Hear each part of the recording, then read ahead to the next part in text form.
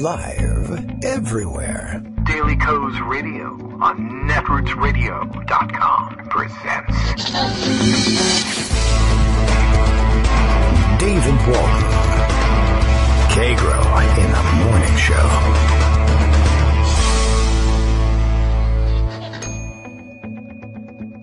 Now, here's David Waldman.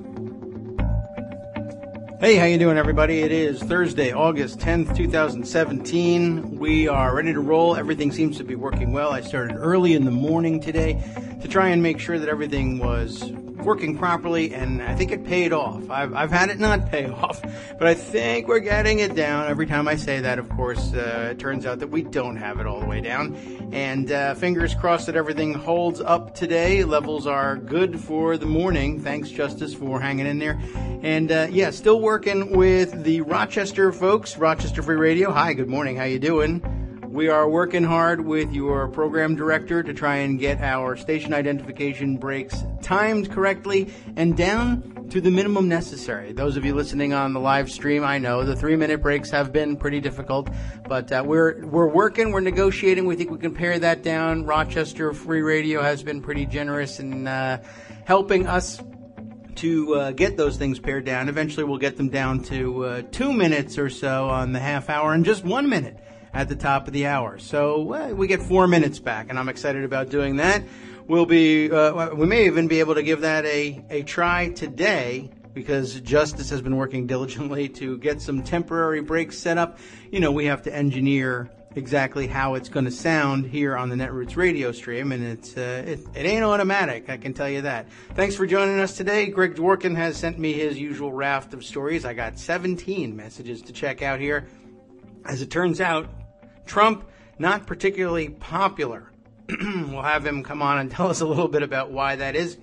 We've managed to survive another day, and I guess, I don't know whether, have we paused the doomsday clock? Do we think we might escape from this week, this month, without a nuclear war with North Korea? I don't know. It's getting that way. Yesterday, the White House and surrogates spent the day trying to teach everybody once again not to take President Trump literally in anything he says. I'm not certain that that's really a good approach to, you know, let's say running the country or managing foreign policy. But the Fox and Friends crowd have bought it hook, line, and sinker. I did see this morning people tweeting or retweeting the nonsense as stated by, I guess, Jesse Waters. Does he now sit in on the Fox and Friends or the Five or whichever one of their ridiculous programs it is that Trump monitors so closely? He says it's actually great that Trump is unpredictable. It's a huge asset. They used to know exactly what Obama was going to do. And I don't know, we survived at that point, and we never had a nuclear war that I can recall. I think it usually leaves a pretty good marker. Yes, we've used atomic weapons before. We've never had a nuclear war. That means with somebody else who's got nuclear weapons, in my view. Anyway, well, I don't know. Predictability seemed to have served us well for so many years. But, you know, they'll make any excuse to make this idiot president seem legitimate. Let's see. We'll scroll through a bunch of things. I've been working diligently behind the scenes to try to put together pre-recorded shows for our vacation time. But the going has been slow. Actually, as a matter of fact, since the length of the breaks has been up in the air, I wasn't sure how to prepare these pre-recorded shows exactly. Still have to hammer that out.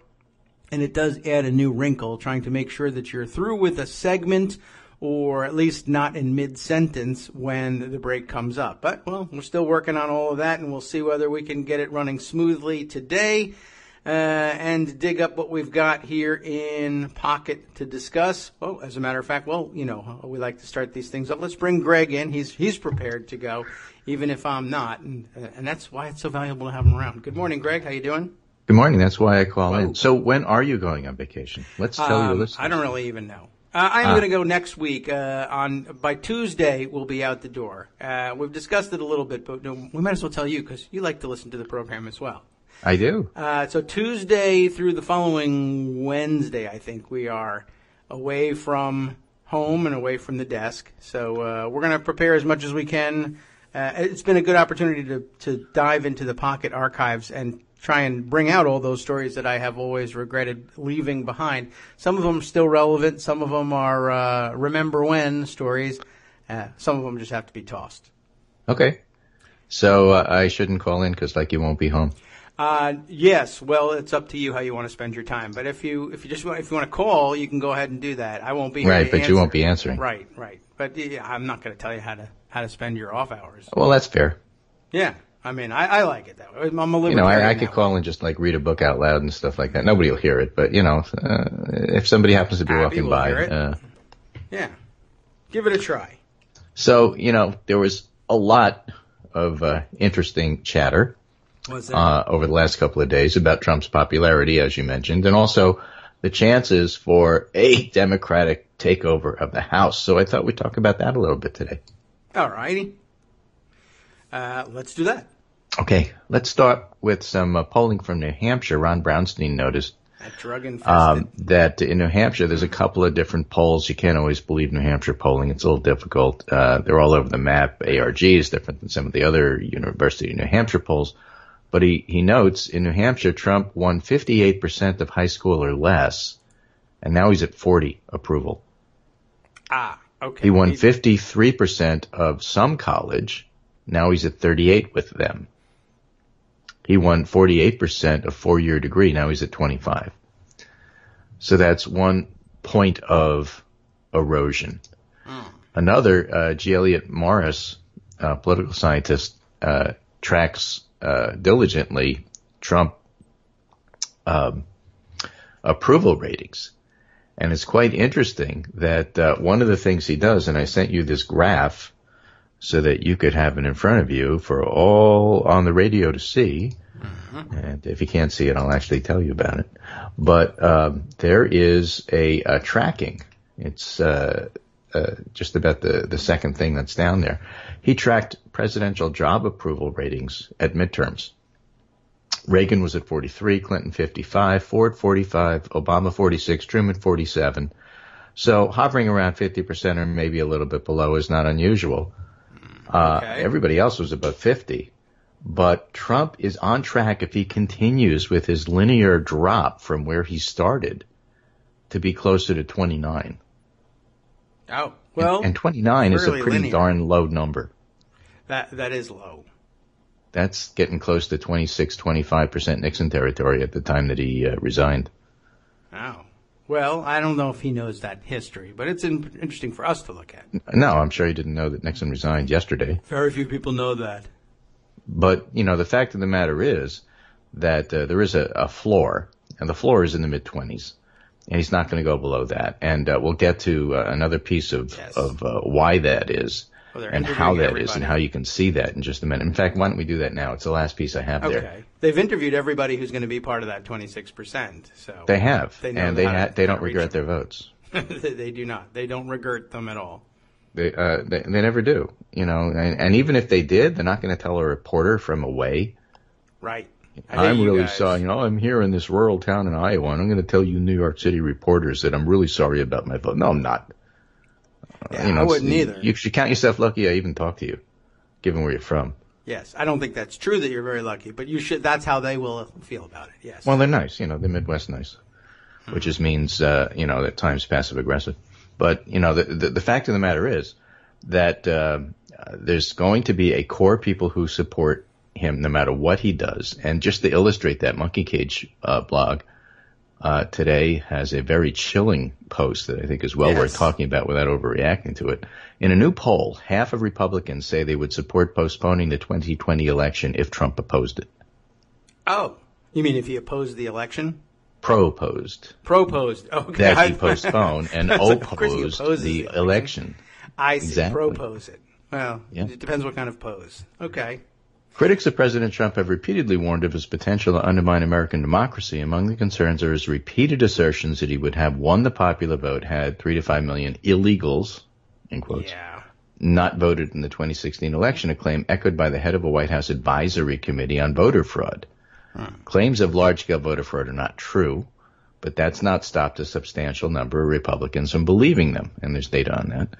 But how far would Republicans be willing to follow the president to stop what they perceive as rampant fraud? A recent survey suggests the answer is quite far. About half of Republicans say they would support postponing the 2020 presidential election until the country can fix this problem. Now, this is an online survey. Yeah, okay. All okay, right. It's going to be tilted toward Republicans. It's going to be overstating the fact. Even the authors of this piece, one a psychologist and the other political scientist, point out that this is all theory, if it actually came to that and you had a number of, let's say Jeff Flake Republicans or John McCain Republicans denouncing the concept. Yes. If you have Republicans arguing to Republicans that this is a bad idea, less people would therefore support it. And that's why, in theory, this is like the high water mark of what you're going to see. Nonetheless, without, overreacting to it, the fact of the matter is there are people that would do that. There are people that would support him no matter what. There are people that would forget about the fact that he just shot somebody on Fifth Avenue, as he famously said, and would vote for him anyway. Yes. We know that. And then if you go out and you interview them, guess what? They don't regret their vote. That is weird. Now, that has nothing to do with everybody else, and because his numbers are dropping and they are eroding, it's odd to me that these reporters assigned to go and talk to these people can't find anybody else to talk to who turns out they do regret their vote. Yeah. Well, there's opportunity costs to these things. Are they going to interview any of the Trump-Russia investigators to see what they think? I mean, I think they've been pretty consistent in their beliefs. But after the fact. Okay, well, at least they'll get around to it eventually. After they release the report, I'm going to interview all the reporters who do this. I need to know whether the reporters have any regrets about finding out that there are no regrets. I want to find out, if the people who raided Paul Manafort's house before dawn regret the fact that they had to get up that early. Probably. Maybe we sent Justice. He gets up early all the time. I know, but still, stuff is happening, and that can't be ignored. Yeah, that was in big any news case, yesterday. here's some good pieces. This is from USA Today, from Robert Strong. Trump hasn't hit 50% to date. He could be the first president in the history of polling to never earn the support of a majority of Americans. Never. Oh, that including at the election, by the way, in case you were wondering. He's never had a Gallup approval poll above 50. He began his administration in the high 40s. He slipped to the mid 30s. And why do approval numbers slide? Low approval is often accompanied by one or more of the following conditions: weak economic performance, unpopular overseas conflicts, and solid evidence of high-scale scandal. Carter reached a low point after oil shock and inflation created economic hardship and uncertainty. Truman, Johnson, W. suffered for Korea, Vietnam, and Iraq. Nixon got his lowest numbers at the height of the Watergate revelations, and low numbers are easy to explain. The unusual thing about Trump is that he's earned low approval at a time when economic metrics are good, Middle East military commitments have diminished, and no proof has yet emerged that there were actual witches in the witch hunt. What will happen, and remember he's a conservative writing this, but there's still points to be made. Yes, sure. What will happen if bad news arrives in the Trump Oval Office? Odds are Trump's low numbers will go lower. Oh. It's possible he could go up, but, the fact is that he's doing so poorly at a time that the rest of the country is doing so good. Yes. I don't know. Well, that's a good point. It's unfair to call Certainly. Robert Strong a conservative. He's William Lyon Wilson, professor of politics at Washington and Lee University. I think I was thinking of somebody else and confusing them. Oh, all right. But then. nonetheless, he was being it's an article. conservative. And the fact that it's as low as outlook. it is, I think, is really, really important. That is true. And I mean, I guess we could put it this way. We're all baffled by people who have no regrets, etc., and that's what makes it such compelling copy, I guess, at the editor's desks. Right. But for the longest time, we kept saying, "Oh no, yeah, with the worse the news gets, his support will probably go up," and that's inexplicable and stupid. But it also didn't happen. Really, it happened during the primaries when people were still shifting allegiances, which is what's supposed to happen during the primaries, and we got used to it. At least the completely inexplicable isn't happening. There will be people who never abandon their support, but it's going where it's supposed to be going, and it bottoms out probably about where it's supposed to bottom out. There's nothing not normal about that, thankfully. Here's a piece from Politico talking about their own poll, the Morning Consult, again, a panel poll, which tends to favor him. Panel polls tend to be slightly more conservative than the call-in polls for whatever reason. President Donald Trump says his base of support is bigger and stronger than ever before, but his claim is contradicted by a steady stream of recent polling showing that the share of Americans who approve of Trump's job performance is shrinking, along with the share of Americans most enthusiastic about his presidency. However you measure the president's base, it's diminished, not increased, in the 7 months he's been in office. It's a slide he'll need to reverse to avoid dragging down the GOP in the midterms. We'll get to that. And to have a more credible shot at re-election. A new Politico Morning Consult poll shows Trump approval rating slipping to the lowest point of his young presidency. And then I'm going to rant on this line a little bit here. While he's confounded the polls before, it's the trend line that should be the most worrisome to the White House. Now, you had James Comey come in and basically throw the election. And you had Russian interference. And you had Hillary Clinton, who for a segment of the population, for whatever reason, whether it was Comey or whether it was the Russians, found her unacceptable. Yes. And that's the reason he confounded the polls, except the polls were absolutely correct when it came to the national vote and the popular vote for Clinton. Yes. So the whole idea that the polls were wrong or that he confounded everything is mostly BS.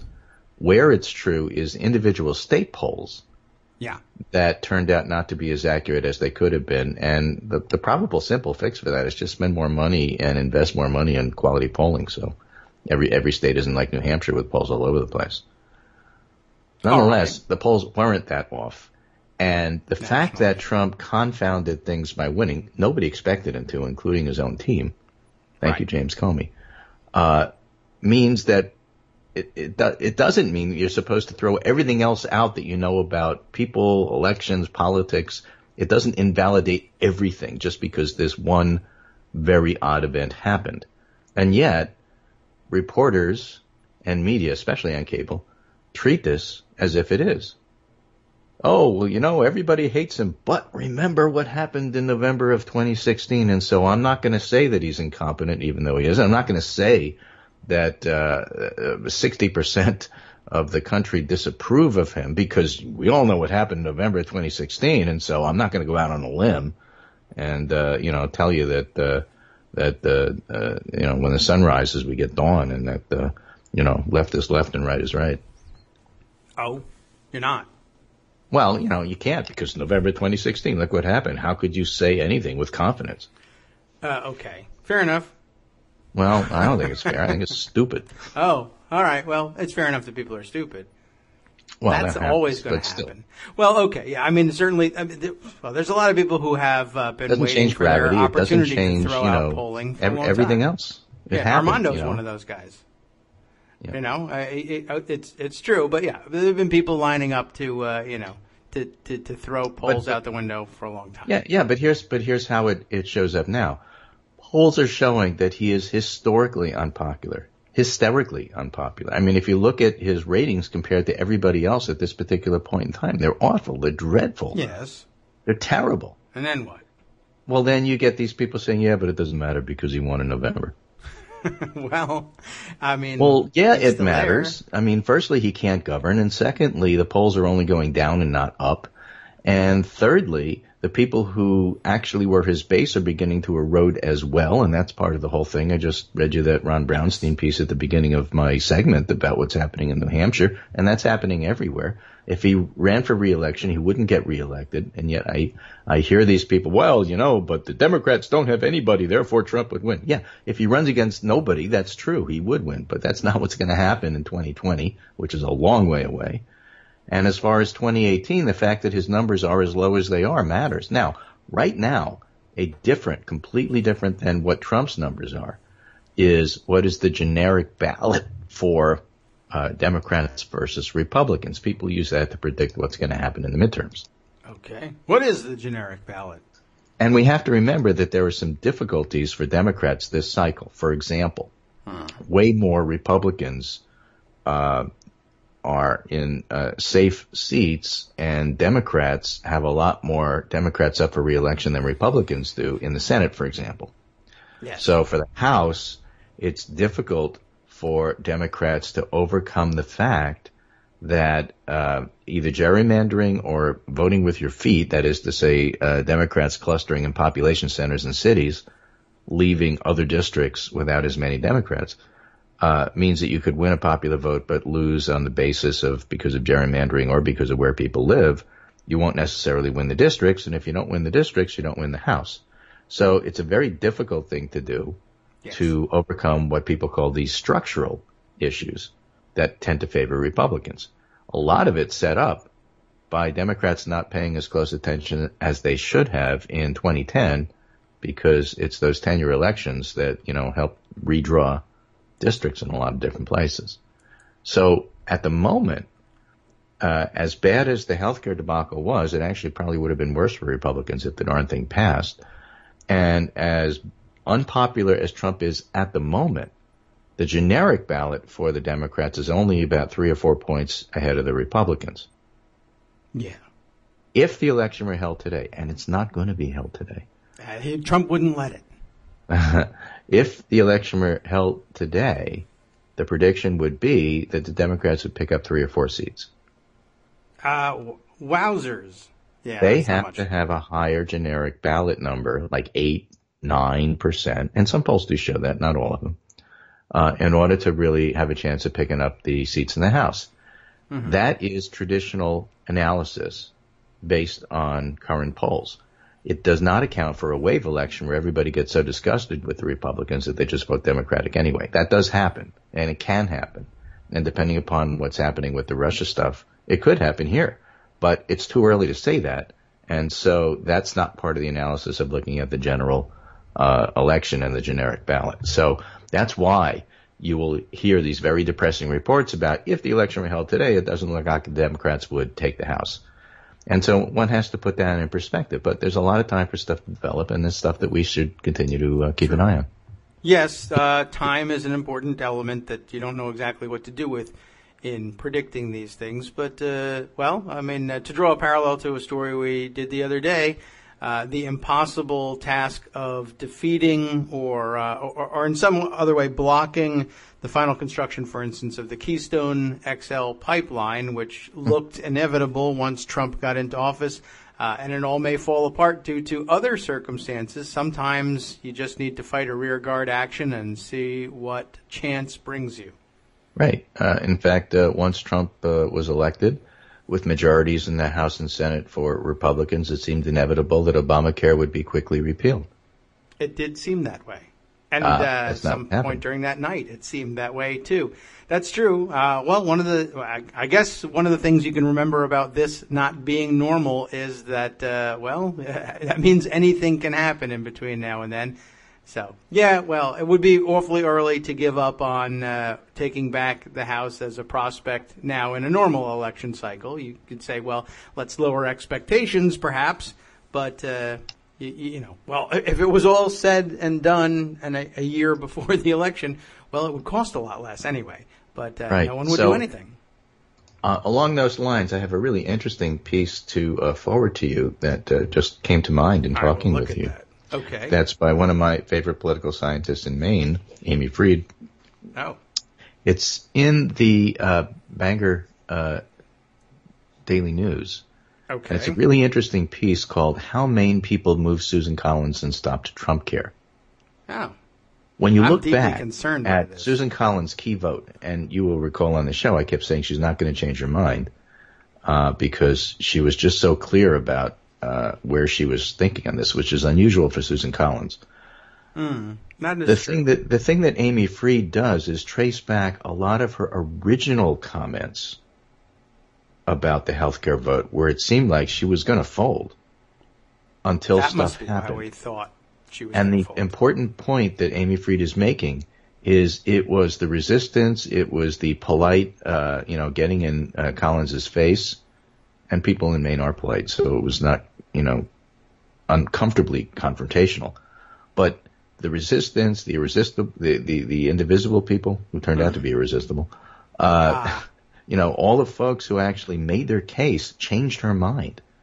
And then once she became firm, she became firm. The thing is, it didn't happen in a vacuum. Left to her own devices without people trying to contact her, she would have been a yes vote. What does happen in a vacuum? All I hear about is the things that don't happen there. Light travel. Well, yeah. So there's a lot more happening, I think, in a vacuum than you think. But this is good. I'm glad that we got the history down, and it does help explain also why so many people thought she was going to fold. At the beginning, it felt like she was, and if you weren't following closely, it's easy to stick with the first impression. People say that about first it's a great story, and it does, again, remind you that people do change and things can change over time. After the dramatic failure of the healthcare vote, Amy writes, attention flowed to the three Republicans who broke with the party, Collins, Murkowski, and McCain, each a protagonist in this drama. Each one actually is a very interesting story. What actually happened shows how much citizens mattered in the healthcare fight and provides lessons for democracy in the Trump era. On healthcare, Collins did not start where she ended, and she shifted after considerable grassroots action. That's the part that people don't realize. Moreover, confronting Collins meant challenging the most popular elected official in the state who was used to highly laudatory press. Using guidelines in the Indivisibles Guide, a document developed by former congressional staff that sparked people to form local chapters, Maine people repeatedly asked Collins to hold a town hall. She never did. Constituents found her anyway and spoke to her and her staff in Maine and Washington. All sides benefited from a Maine political culture that prizes civility. While confrontations could be intense, they were also courteous. Okay. Well, that makes a big difference. Absolutely true. All right. So, coming out of a Bangor radio station one snowy February day, Collins faced something virtually unprecedented for her, public pressure. After one woman politely told her, I'd like to request the public access town hall, please, the senator walked to her car. Yes. But still recovering from a broken ankle, her pace was slow. That gave everybody a chance to confront her on the way to the car. And, it's that kind of thing that winds up changing somebody's mind.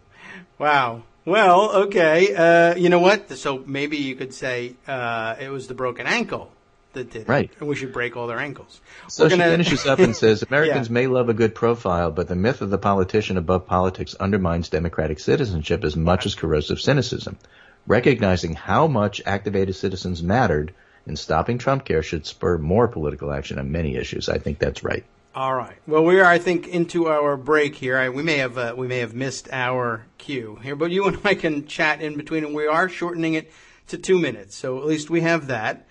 We got to figure out a way for Justice to be able to signal you at the same time as well. But, just so I know it's coming. Yeah, I mean, I tried to kind of get you the 1 minute thing there. And I usually ignore you, so that doesn't work with our particular system.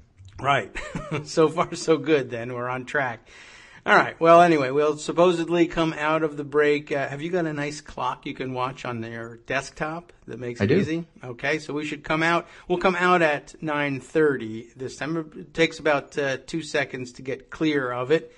And I'll just chime in at about 9:30:02 and start talking about being back, and we'll see whether it's really true. Okay. I got 2 more stories I want to do, and then I'm out of here. Okay. And all right. Well, we'll work around these things and get used to them as time goes on. Plus, we'll have a week off from them next week. So for those of you listening to podcast, you get to hear this, and for those of you listening live, you don't. But actually, these are healthcare-themed points to make about elections. And obviously, the Susan Collins one was on the Republican side. But I have one coming up after the break when we're back live, which is from the San Francisco Chronicle about Democrats and California and trying to win the House and whether healthcare really is going to be their ticket, which is kind of interesting. Yeah, and it's also followed by a Dave Wasserman piece from the Cook Political Report. Yeah, which might be behind a paywall, but I sent it to you anyway. All right.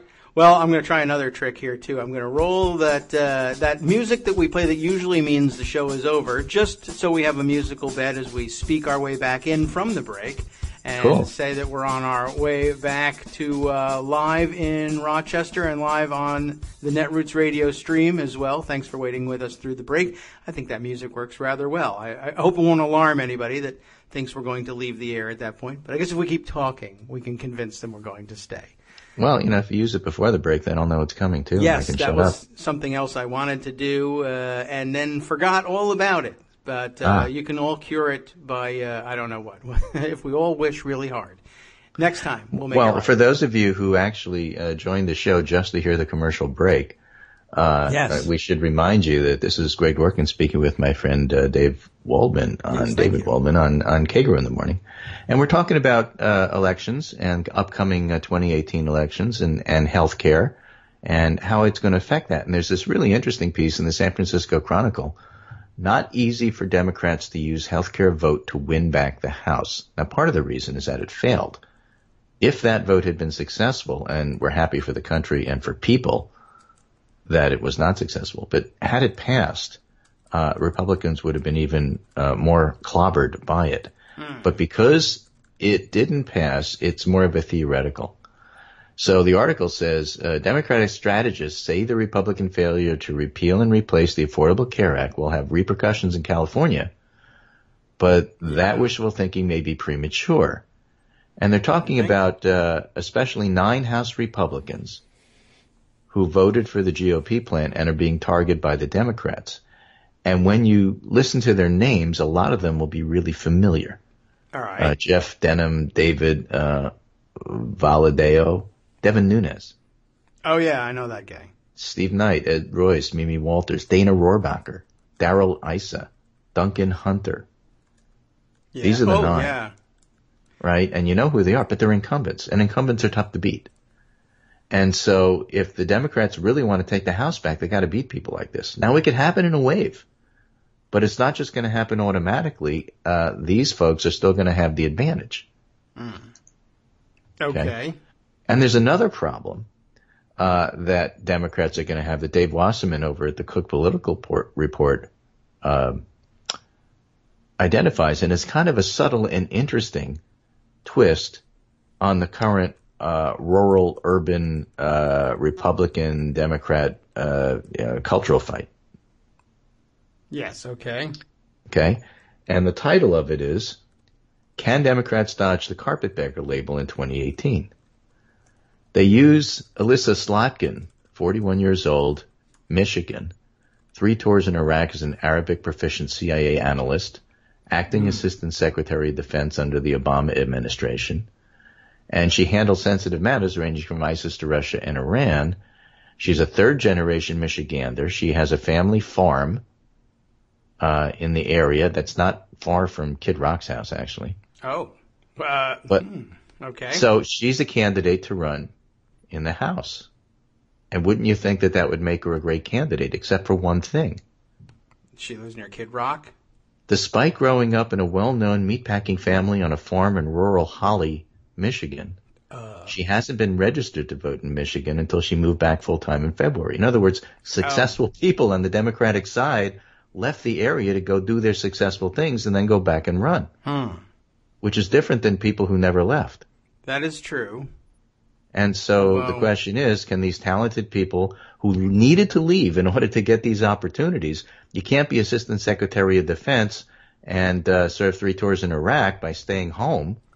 I wish you Can could. you leave and achieve these successful things and then go back and run? In an era that says that if you leave us and you're not from here, you don't really understand us. That is interesting. I mean, that does pose a problem, and it's an explainable one. Like, for instance, I had to go to Iraq. It's in Iraq. But still. you want to fight him over there, not over here. Remember that? That was your idea. In addition to which, by the way, Trump has been, I mean, I guess it doesn't make any difference what Trump himself has said about such things to anybody, but he too, I mean, he says, that his own supporters, his rural supporters, sometimes you gotta just pull up stakes and leave. You gotta go follow the opportunities. Trump would tell you the same. And they would say, absolutely, you're right, Mr. Trump. And then when somebody else says it, they say, no, you're wrong because you're a Democrat. They'll be. But it's just a reminder that it's politics is neither logical nor rational. That is true also. It is now, also she's not running true. in Michigan's 8th district, right? And Trump won that by 7 points. So she's got to win, and others like her have to win districts like this in order for the Democrats to take the House. And it's just an example of, in this current polarized situation, why things just aren't that simple. Yeah. Well, she's an elite. Put that on the map all over the place, and there's a lot of Democrats in that situation, because guess what? The Democrats happen to be, talented and have left, and a lot of them are veterans, and so they had to go to Iraq, and they couldn't fight that fight in their hometown. And so, repeated like 10 times. Yeah. Well, this is where you try and make a difference with your messaging and get people in place to help or explain. Iraq, it's still in Iraq.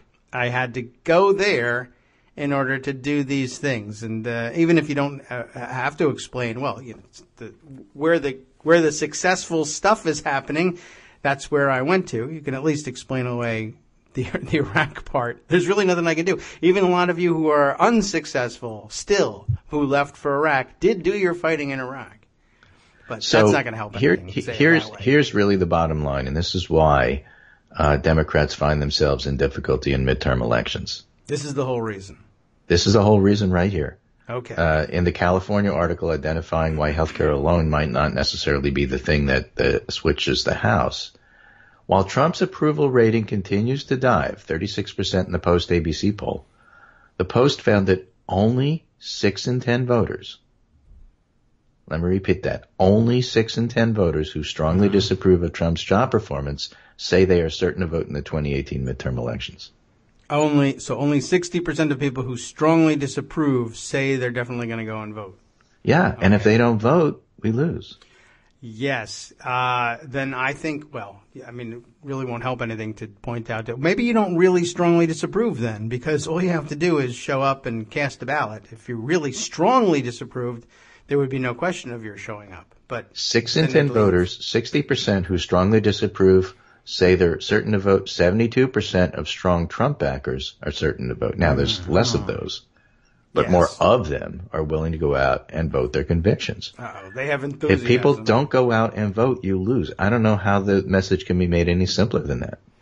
I don't think you can simplify voting any more than that. That's true. Now, how to get them out is complicated, but the fact that we do as poorly as we do in midterms over the past couple of cycles, it's because our voters don't turn out. They tend to turn out for presidential elections, but not midterms.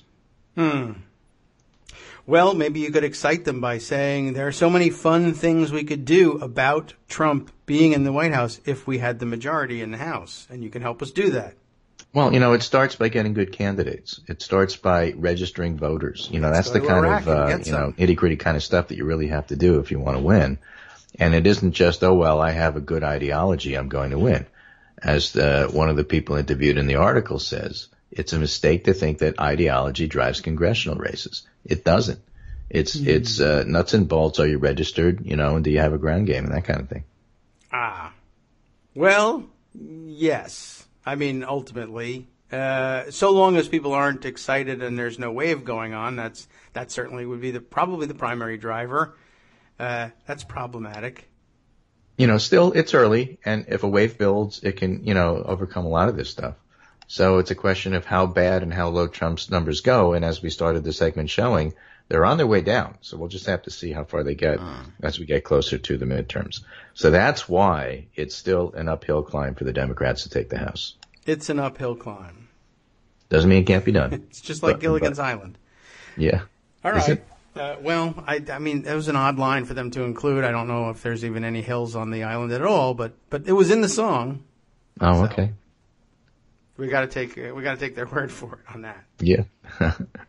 I'm so old. I remember when Gilligan's Island was in black and white. And only once a week. How did people survive? Yeah, exactly. It's like Game of Anyway, Thrones. That's my segment for today. I just thought we'd summarize some of ongoing things. I know it's very much in the news about chances for Democrats in 2018, especially for the House, and I think it's neither good to be premature about assuming you'll win, nor being depressed about assuming you'll lose. It's just way too early for any of that. And if you want to spend your time doing something useful, register some folks around you and convince them to go vote in the midterm. Yes, it's more effective and even more legal than breaking your senator's ankles. This is true. Anyway, this is Greg Dworkin speaking with my friend Kagro in the morning, David Waldman, who will be on vacation part of next week. Yes. And so I'll try to remember not to call in. It's just such a habit. On certain days, I just do these things. Yeah, I can set the phone up so that it automatically doesn't answer you. That's okay. How's that? No? Okay. I can tell it to send when you don't answer. Yeah, right, okay. The sneaky thing to do would be to answer, right? And then I'll just be talking into your answering machine for like 35 minutes and I won't even know. Right, well, I've had people do that. You can butt dial us and see if that works as well. Right. The other thing that would keep the illusion going is like every 15 minutes, regardless of what I say, because he can't hear me, Armando could just text me, "You're wrong." Right. Or I could record It'd something be like that says, times. I wouldn't be able to tell. Well, we could see if one of these days we can prank you with that and just I suppose. and just sit around with it. Well, certainly if it helps, if it's therapeutic to you, you can absolutely send your articles along, and maybe I can use them in shows during the break somehow. Right. Well, that I can. We can keep up to date on things, and we can all watch one another on Twitter. I won't stop Twitterizing. Well, therapy is important, Yes, you got to get it out somehow. Mental health counts. So with that, take care, and I'll talk to you, I guess, Monday. You're still here, right? Yes, we'll do a Monday show as a big send-off. Okay, somehow. I'll talk to you on Monday. Take care. Okay, thanks. You do the same. Have a great weekend. Collect good stories. I would say the overall quality of this call, Skype, if you're listening, was excellent. Well, I don't know. There were minor problems. I did hardly notice them, but now I have to tell you what they are. This is how they prevent you from actually reviewing anything. Let's see. Oh yes, there was a tiny bit there where there were some that sort of digitizing of the speech, right? So we got a little bit of distortion. We'll send that feedback. I don't know whether that's them or us, but let's say it's them. Anyway, Armando, it turns out, is lurking in the background. Armando, are you at Netroots Nation in Atlanta? You must be, because I don't hear you. But he hasn't called yet. It's not his fault. Well, it is. I mean, I guess he hasn't called, but he doesn't know that we're ready for him. But we'll open the door, and particularly if you are in Atlanta, it would be great to have an on-the-ground report about what's going on. I mean, I assume what's going on right now is he's in his hotel room, but it's 9:40. He could be down and walking the convention floor, or hanging out, for instance, in the Daily Coast area of the exhibit hall, if they still do things that way. It's been a long time since I've been to Netroots Nation.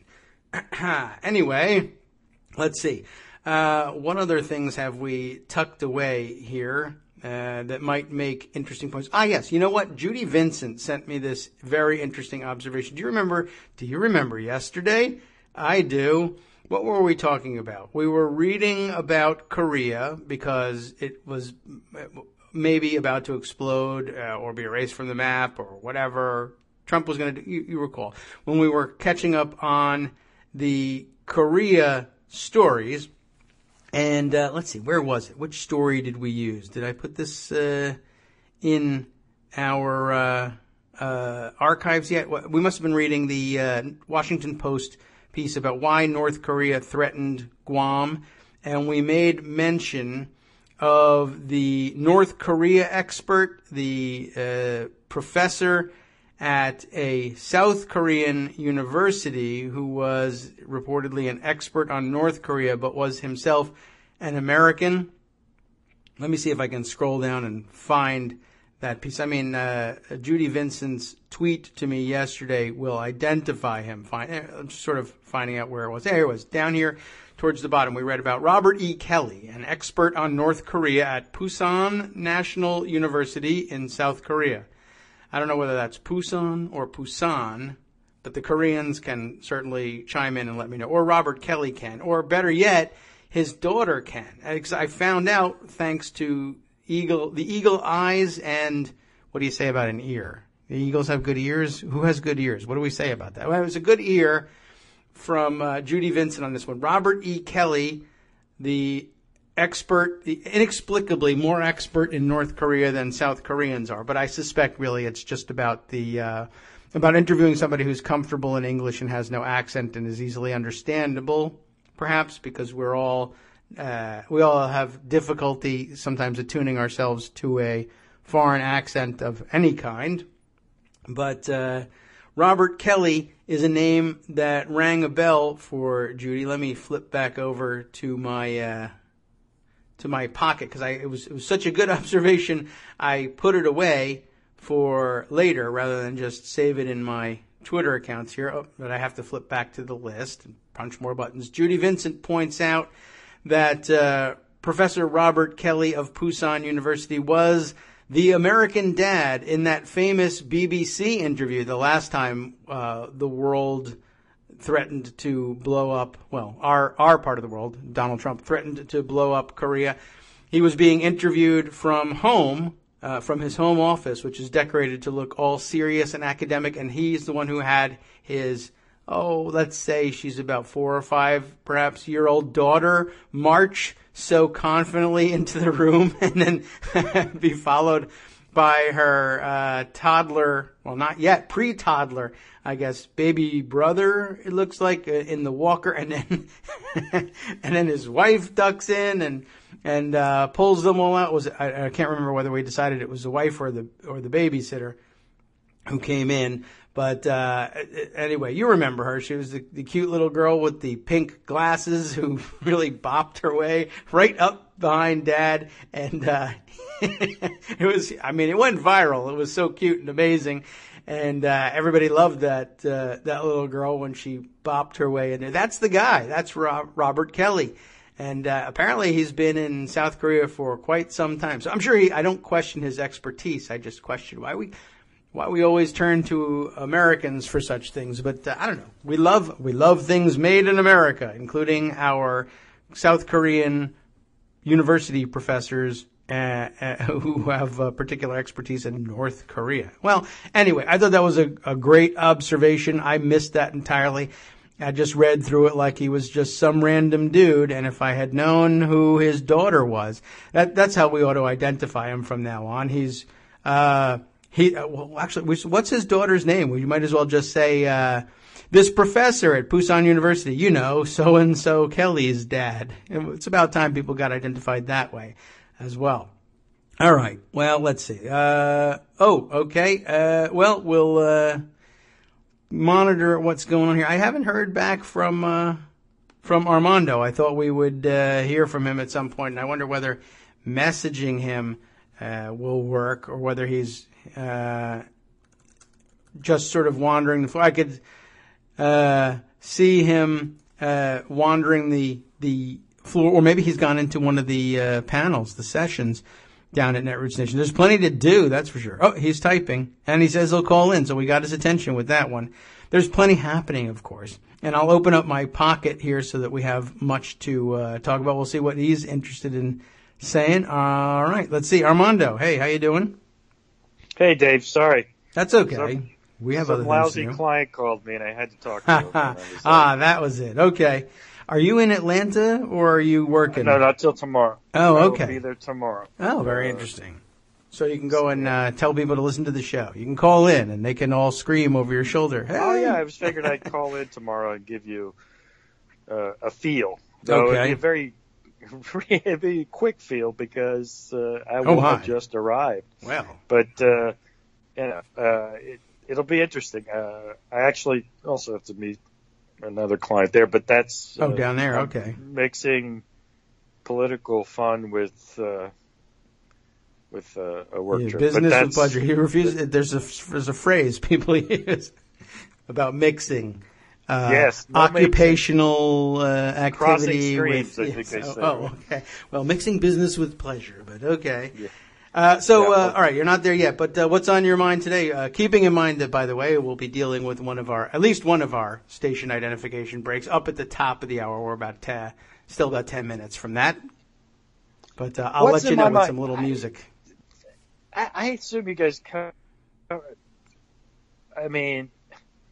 every day is the same in a way, and yet there's always new ways to talk about this buffoon we have as a president, which I'm sure that has come up. What you were thinking. There's two things that he's doing that caught my eye, and I may have caught yours. His continued retweeting of Fox and Friends about North Korea. Yes. Well, he's too busy to watch television, so he tweets television. This is the president of the United States. You have a whole communications apparatus where we should be carefully crafting your message, calibration.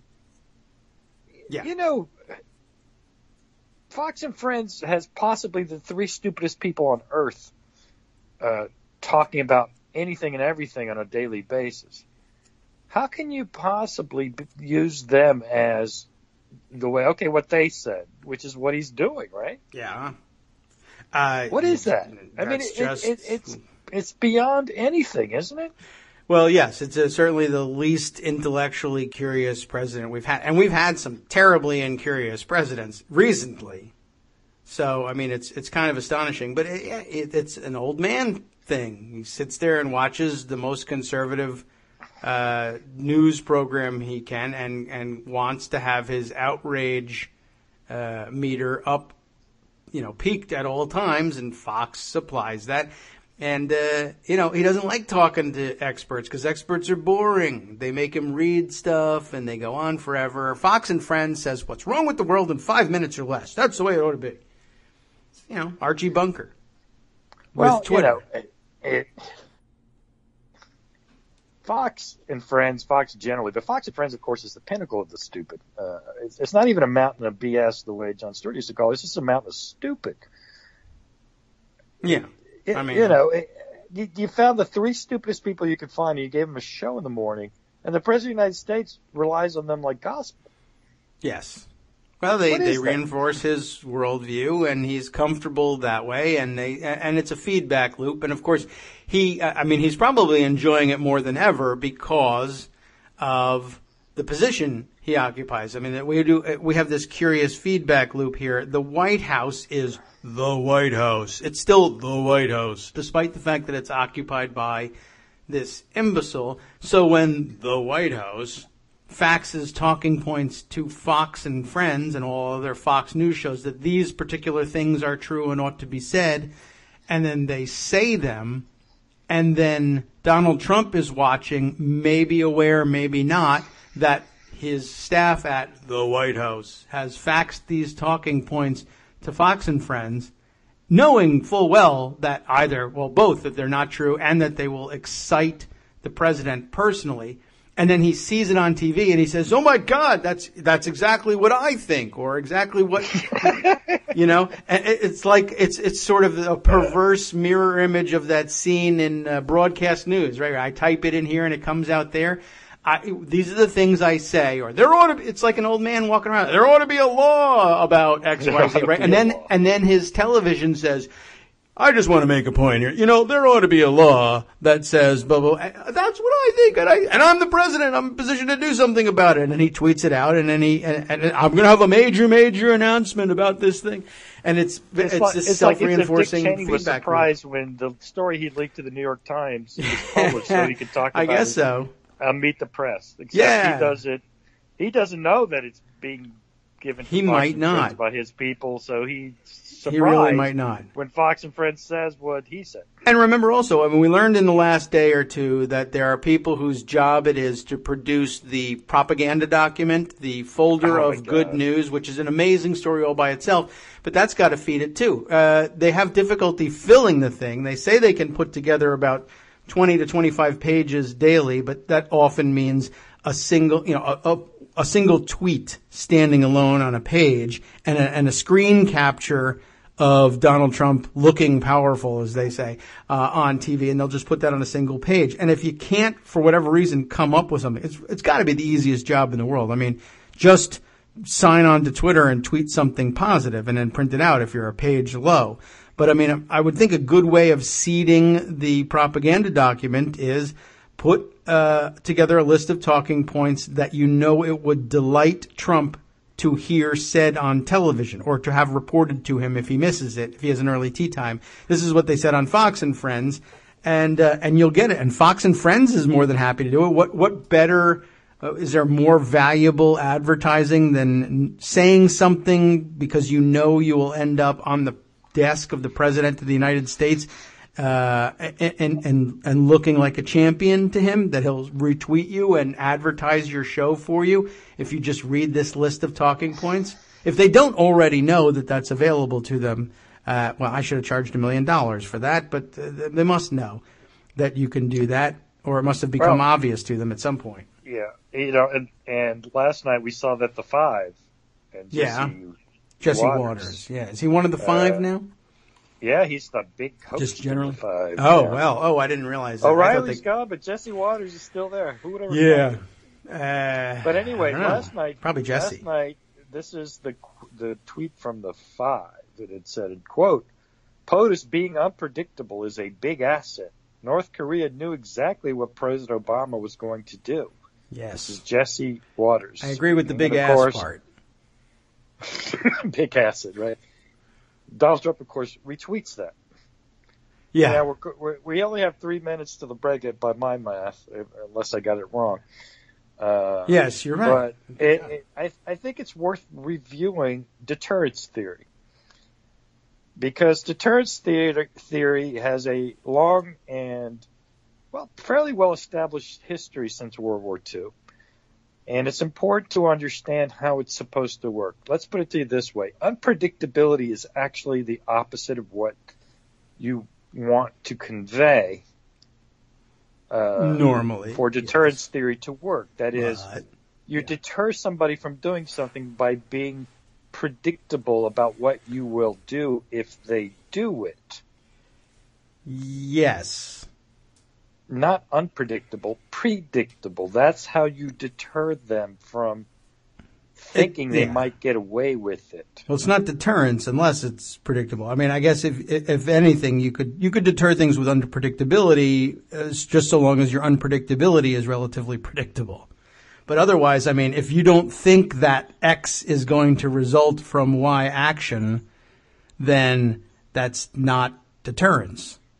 If you just think he could bomb me for no reason whatsoever, that's not deterrence, that's just fear, which sometimes works, but it also sometimes drives people to insane actions of their own. Oh, I mean, Trump's, quote, unpredictability should have been a deterrent. I would agree, but it should have been a deterrent to anyone who considered voting for him for president. Well, yes. That's true, too. That's the deterrence theory I would have employed, but they tried this during the Bush administration to try to argue that, it's important for Saddam Hussein to think that maybe George W. Bush and or Dick Cheney are a little bit crazy and might fly off the handle. Well, I think we could talk about madman theory, too. And again, I think it's going to take more than a minute, I think, to fully explore it. Yes, that's true. And why having an insane president, it's obvious, but there's a lot of other reasons that are strategic as to why having an insane president is a bad idea. Yes. And I'd like to explore that topic maybe after the break. I know that. Well, we'll do that. I'll give you a little musical cue when we're rolling out of the break, and then so save that. Make a note for yourself. Yeah, and just put a pin in it. And I assume you talked about it. His ongoing war with Mitch McConnell is absolutely hilarious. I don't think we've discussed that. Was less dangerous, so I can laugh at that one a little bit. That's true. There is some entertainment value in that one. So, all right. Well, we'll put it this way then. We'll play our normal outro music, even though we're not leaving you. Don't panic or anything. We're just going to take a break for just 1 minute this time, and we'll pick things up on the other side of the break with a little more music, just like this. We'll be right back. All right, so now that puts us in break, just so technically you know how it works. Whatever we say at this point. That's great. Yeah, you were doing 3 minutes. I know it was kind of troublesome, but we talked to the folks in Rochester, and they said, we need 2 minutes at the half hour and 1 minute at the top of the hour. So that's great. We recover 4 minutes of the 9 we were losing to breaks. Not bad. Right. Yeah, that was. Or 5 minutes to the 4, or 9. Yeah. Just count me back. I mean, that's the other thing you got to do now. Yeah. All right. Well, we'll do that. We are about 30 seconds or so from coming back. I'll do the music thing. I think that works as a good cue to just sort of. Yeah, that certainly helps me. Yeah, let you know that, okay, in about 5 seconds after the music starts, we'll start in again. So, all right. Not too bad. And it's a lot shorter than 3 minutes. Those were awkward, those breaks. All right. So here comes. So, all right, this should probably bring us back from the break. We'll be back now for, let's see, we got 1 more hour left in the show. Welcome back to the Kagro in the Morning Show. This gives me an opportunity to let everybody know who I am, too, and that's something I've missed doing in all this. I'm David Waldman, Kagro X, with the Kagro in the Morning Show, joined by Armando. Thank you for hanging with us during the break. We were just talking about how Donald Trump was crazy and unpredictable. We wanted to talk about madman theory and whether or not that's an effective deterrent. And of course, the ongoing feud, as you mentioned, with Mitch McConnell, slightly less worrisome. Yeah, than everything that else. that one I think we can enjoy without wondering if we're going to survive it. First, since war, to take the deterrence theory part, since World War II, deterrence theory has been central to American defense policy, particularly with regards to nuclear weapons. Yeah. First, it was used, frankly, in a fairly radical and dangerous way in a policy called massive retaliation. This was aimed at the Russians in Europe. Remember, NATO certainly didn't after the war have the same level of manpower that the Russian army did. And remember, right after World War II, you're talking about a Russian army that had defeated the Nazis. It was a pretty formidable force as a combat threat. And particularly when Eisenhower came along and they had the hydrogen bomb invented and all these horrible, horrible weapons. One of the projections and trying to be predictable about it, projections that the United States would make is if the Russians invaded Western Europe, the United States at the time when it was the sole nuclear power, tried to project that it would engage in massive retaliation with nuclear weapons. Yeah. The real problem with that was it believable that we would actually launch nuclear weapons? Because it really takes a sick person to do that. It's an escalation of immoral and immense proportions, and it became, frankly, not credible that the United States would do that. To the credit of the United States, because we said we're not really going to do that. So they really had to develop a new posture. And one of the things that you might recall that led to the fact that was not a plausible deterrence theory led to the stationing in Europe of medium-range nuclear weapons. Mm-hmm. Do you remember that big scandal during the Reagan years? It was scandalous because the Europeans weren't going to do it either. The nuclear weapons as a first strike strategy in response to anything is so immoral that it's impossible to think that a rational and not completely evil country would do it. Now, Kim Jong-un is trying to get nuclear weapons. And as a first strike capability, it's absurd. Unless unless it's a suicide pact. Because let's say he develops 5 nuclear warheads that he puts on missiles, or 10, or if you want 30. He could do a lot of damage, but he will die. North Korea would die. Yes. It would be the end of North Korea. There would be millions, tens of millions of people dead because the United States would retaliate. That I don't think anyone doubts. Whether it's moral or immoral, it would happen, I think. That is credible deterrence. And the question becomes then, what is Jesse Waters and Donald Trump talking about Donald Trump's unpredictability? Unpredictability as to what? Okay. I think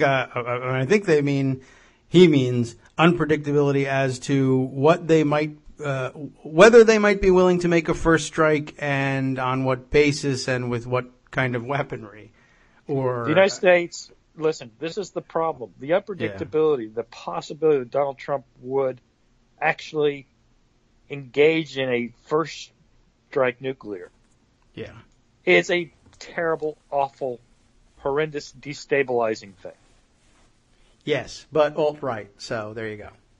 No, and let's talk about whether we can think of that as credible. You remember all the news stories about him always asking why he can't use nukes when he was running for president? Yes, I do remember that. Yep, when he first started getting his briefings, he said, well, why can't I use them? Right. That doesn't help anybody. Because if you think he's capable of that, what do you think you have to do? You think you have to deter him with your own nuclear weapons. Right. I mean, if Trump's question is, as he put it, well, I mean, he asked different questions about the same thing. Everything from why can't we use them? Why can't we do this first? And what's the point of having them if you don't? Which, a lot of people who haven't really considered what it would mean and are thankfully a million miles from ever being elected to the presidency, people have asked that question. But usually by the time you get, you're raised up to the point where it's a real possibility you could become president, you have thought that through. He just can't think through anything. But if your question is what's the point of having them if we're not going to use them, and that's certainly going to put that question in Kim Jong-un's mind as well. And in his case, it's a lot closer to the point, really. It cuts a lot closer. But to ask what's been the point of developing these weapons in the face of worldwide opposition if you're not going to use them either to warn people off of trying to push you around, or certainly if you've developed these weapons and you find yourself facing a president of the United States who starts threatening first strike, it's going to eventually occur to you, look, the only way we're going to get any use out of these things that we've put so much into developing, to the detriment of our entire country, by the way. We've suffered terribly, not only because of sanctions, but just the amount of resources we've poured into this and nothing else. We might as well just, if the president's crazy anyway, we might as well just let it fly and be sure that if we're all going to die because the president of the United States is crazy, that we get to take our pound of flesh too. And I would go further. You could even argue, I would say, that it's not irrational to up the ante or really invest a lot of resources in upping the ante of the cost of an attack, of a first strike.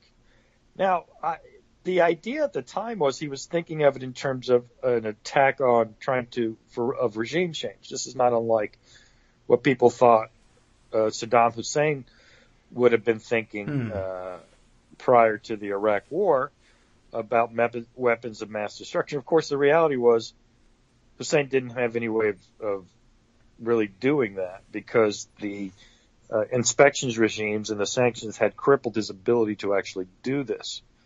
What is the source of all the talk of the last few days? Where did it start from?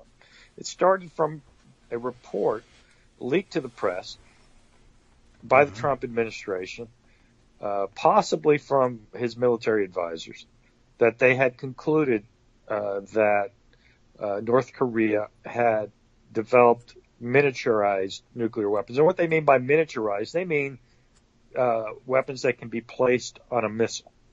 Because a bomb you can't put on a missile. You have to fly it somewhere.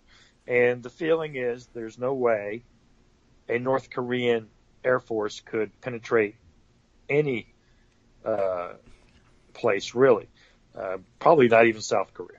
All right, so they would have to lob it somehow. They had developed something equivalent to the early atomic weapons that an air-dropped gravity bomb with a nuclear device in it. Exactly. And this, of course, this development, while we think of it parochially and rightly so, we should think of ourselves first. I don't think anybody should be ashamed to think, okay, I'm going to think of our security first. That's fine. That makes sense. How far can they fire these missiles? Well, they've done some tests. There's some speculation that they can now reach the West Coast, maybe further. Possibly that's true. Possibly it isn't. Can they actually guide them there? Who knows? Guidance is a problem. But if they have true ballistic missile capability, they can reach anywhere. You just put it in orbit and drop it from wherever. Right. And we got to remember in terms of when we discuss things like Russia, Russia has tens of thousands of missiles. Now, do they work? Do they work well? Who knows? But the reality is, so does China. There's more than one nuclear power in the world. I mean, North Korea getting nukes wouldn't, frankly, alter the world as much as people say. It alters the situation in the Korean Peninsula, which was already fairly serious in that the North Koreans had, a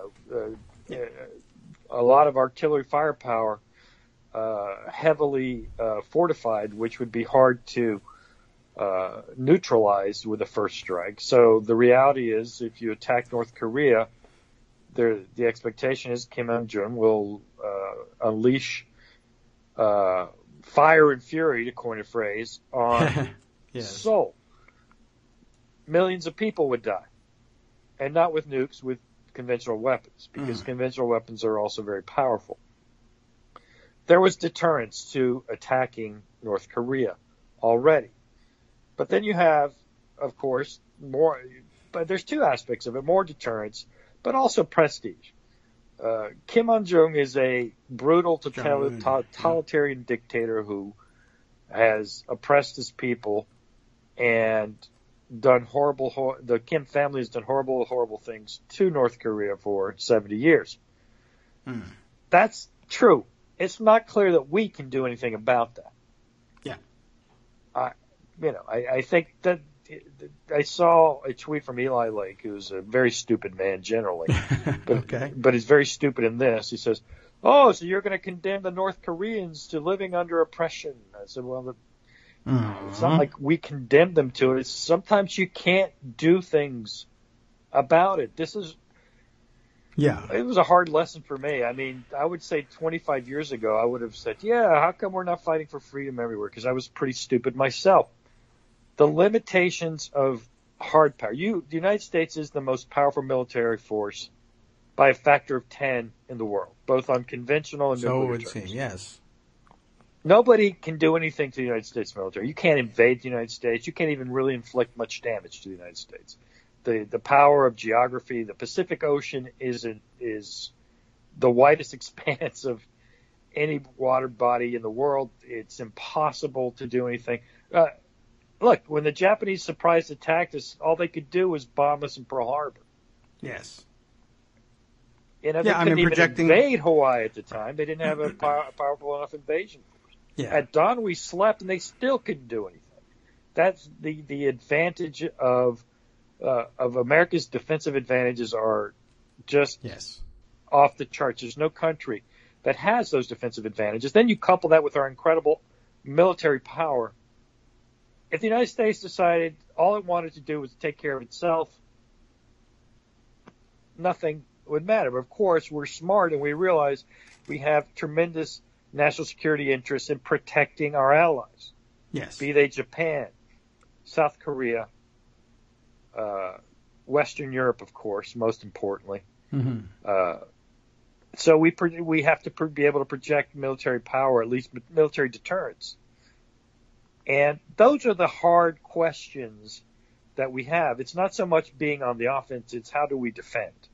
Deterrence is critical to the defense that the United States can offer to its allies through alliances.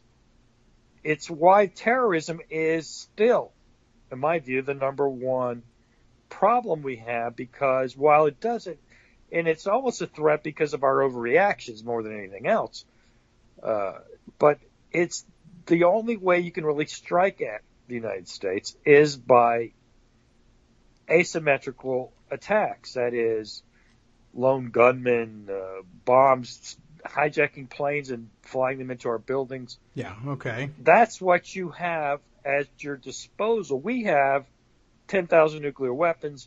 We have 15 carrier groups. We have hundreds of thousands of soldiers who are equipped with weaponry that firepower is beyond anything the world has ever seen. In conventional terms, Donald, we just can't be hurt. Yeah. But psychologically and real terms, listen, thousands of people died when the Twin Towers came down. It's important to understand that threat and to deal with it, but to understand what it really means. Now, you can't deter terrorism by retaliation and deterrence. It's the opposite. Those are not rational state actors and not even state actors. North Korea is a state actor, even though it's crazy. leader, but he's not as crazy in his actions as you would believe. He has to, frankly, project craziness to protect himself. He says, okay, you might kill me, but I'm going to kill a lot of yours. Right. And that's slightly rational as a deterrence theory for North Korea, because that's how they can deter. The United States is different. The United States can't be perceived as crazy because it will trigger crazy first reactions to your craziness. The United States, with this power that we have, unprecedented in the history, in the modern history of the world, there's been nothing like it. I mean, prior to World War II, there were various bases of, fairly equal power. The balance of power, foreign policy theories of the past still held to some degree. But after World War II, they did not. There were two superpowers, and now there's one. So you have to think about it in those terms. And having an insane president is the worst possible world for this. It causes instability. It causes and triggers people looking at how they can attack us in a first strike way, or at least threaten to attack us in a first strike way, to deter the insanity of our president. I know I'm running on and on here, but I just think we've lost it's overwhelming. Our connection to rationality here. Well, certainly Jesse Waters has, and that's not a terrible thing all by itself. It's just that he's on television moving perhaps millions of others to do the same. That becomes really troublesome. I mean, aside from having the president, who would be receptive to such an argument, imagine, I guess that gets back to the story that brought us here, is that it will get back to Trump that it's positive news. It's something that belongs in the propaganda document that Fox and Friends, or the 5 hosts, Fox News hosts, think it's a political positive to say that the president is unpredictable and to be happy that he is. I mean, if for some reason Trump believed that he was something other than unpredictable, who knows? I mean, he's rather weak-minded. He may abandon that and say, yeah, unpredictability, that is a good point. I really do want to have that as an attribute. Jesse Waters, well, he couldn't, you can't be dumb and get your way to hosting at the 5 in Trump's mind. You can't be an idiot and just stumble into it, right? He must be a genius of some kind. As you know, he places a lot of value on fame and fortune as predictors of intelligence. So, it's very dangerous for his television machine to tell him that being unpredictable and crazy and maybe launching a first strike is a good idea. It might work. It might be the last thing he hears before pushing the button. And yeah, this is true. But the fact that we have this discussion about a president of the United States, look, we all lived through the Iraq War, which was a strategic blunder of historic proportions. But it wasn't an act of complete insanity. It was just, historically stupid.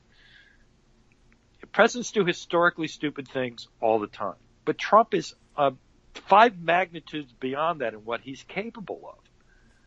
Well, sure. He can visit the retaliation on ordinary Americans and destroy their way of life pretty quickly by making a mistake when he begins fooling around in this venue. He just doesn't know anything, and the people around him don't know anything. I mean, we're supposed to, I guess, trust that Mattis will stop him, but will Mattis stop him? Can he stop him? Frankly, is it constitutional that Mattis stops him? Don't know. It's a hard question. We've got some articles that we could reference in that, but it's at that point, at that stage of the game, you're talking about minutes, not hours. Yeah. Procedure doesn't matter when it's a matter of minutes. It'll happen, and Mattis will say no, and then if there are proponents of going ahead with a nuclear first strike in the White House, they dispose of Mattis and say, sue us later. If there's a court, sue us. In the meantime, we're doing this thing. These issues do not lend themselves well to a blustering, idiotic, incompetent, mentally unbalanced person who loves to tweet. Yes. Well, if only someone had warned us about that, we could have taken it much more seriously. I get back to this because there's just a certain level of blame. Blame is the word. And I blame voters. Yes, I do. Well, I do blame voters. I blame the media for pretending that this was a acceptable choice for the public to make. It wasn't. It never was. He should be removed from office. If we had a Congress with any spine, they would remove him. Republican or Democrat. I like to think if Donald Trump was a Democrat and spouted crazy things that I liked, policy-wise on the domestic front, I like to think I would say, that's all well and good, but he's crazy. He can't be in charge. I don't know. I never was tested that way, so it's easy for me to say. It's hard to know. And it's hard to know what how you would perceive such things. And I mean, certainly, well, I guess you could put yourself in those shoes just theoretically. I would assume that, like with everything else, whatever we've done here, however it is that we have chosen to oppose this president, Republicans will revisit it on the next president, plus at least one, if not 5 orders of magnitude worse. So I assume that the next Democratic president will face daily calls from, well, probably from the Daily Caller, among other things, but Fox News and Breitbart, if they survive this whole thing, insisting that the president is insane, that anybody who doesn't see that he's insane is insane themselves, and he must be removed from office, and calling on Republicans to do just that, even though there'll be I assume, will likely be no basis for it. That won't matter to them. Well, I mean, insanity. Look, so we ought to prepare for that. They called us corrupt. They've called us weak. They called us... Well, I mean, how much time did they spend saying he was that Obama was literally guilty of treason, that he was constitutionally, the whole birther thing, constitutionally ineligible, he's insane, he's in the pay of XYZ world powers, he's a secret Muslim, he's taking orders from ISIS, he's the founder of ISIS. We should have no difficulty believing that they'll just simply say the next Democratic president, no, he's considering a first strike nuclear option, and he's insane, and he could fly off the handle at any minute, and although he doesn't tweet... I guess anything's possible, but yeah, I mean, they project, we're constantly agreeing that they're always projecting, they'll just do it again. Well, I mean, Trump certainly did. I mean, one of the more humorous things that happens is you can always pull out a Trump tweet that applies to him. Yeah.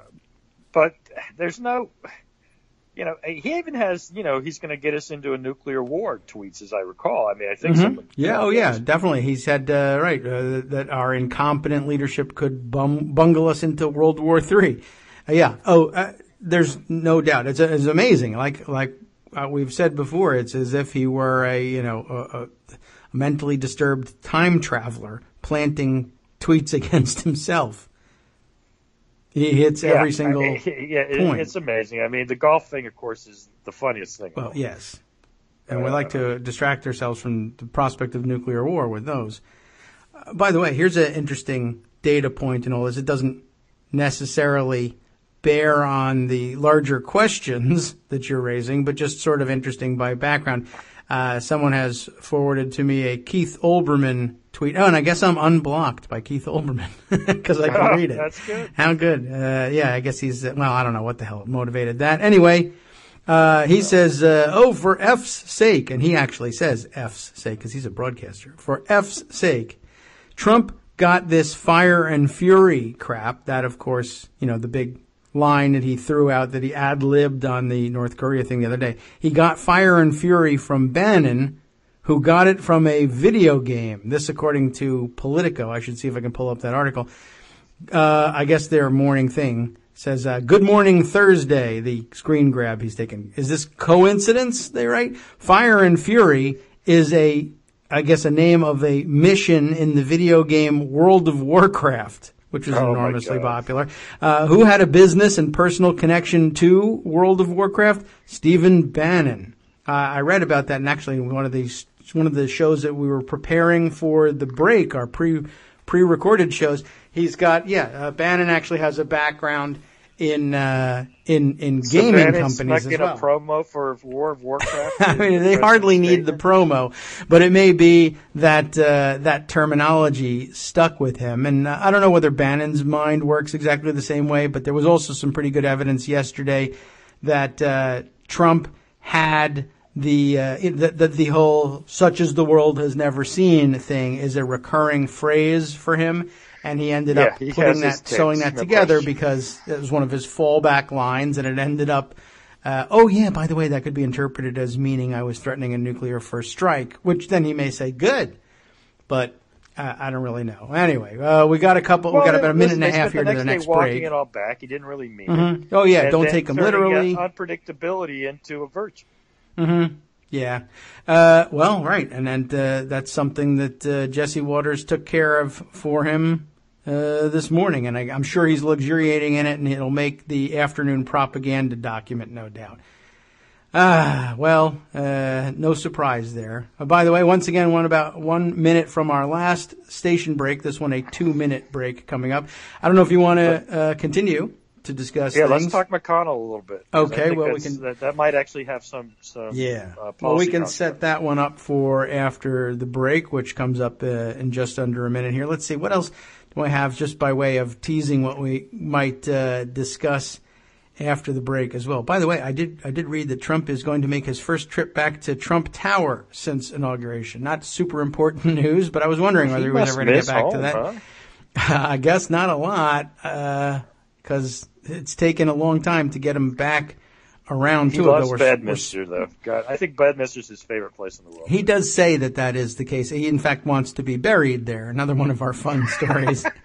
But he's going to he's going to build a mausoleum there. And oh my goodness. Well, we'll discuss it during the break. I guess everybody else has already heard this story, but I can remind you of it afterwards. All right. So let's roll our outro music and say we'll be right back after this short break.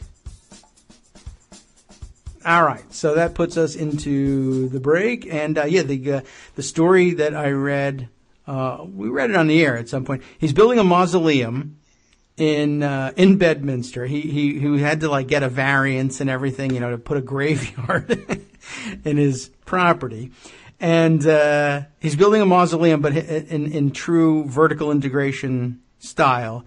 He is thinking, okay, well, first of all, it'll be a mausoleum for me, but the whole family will be buried here.